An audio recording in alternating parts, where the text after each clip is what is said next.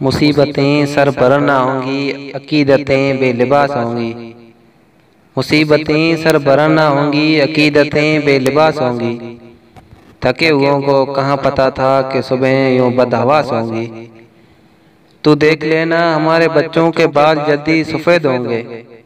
हमारी छोड़ी हुई उदासी से सात नस्लें उदास होंगी। कहीं मिले तुमको भूरी रंगत की गहरी आंखें मुझे बताना। कहीं मिले तुमको भूरी रंगत की गहरी आंखें मुझे बताना। मैं जानता हूँ कि ऐसी आंखें बहुत अजियत शनास होंगी। मैं सर्दियों की ठठरती शामों के सर्द लम्हों में सोचता हूँ। मैं सर्दियों की ठठरती शामों के सर्द लम्हों में सोचता हूँ। वह सुर्ख हाथों की गर्म पोरें न जाने अब किसको रास होंगी।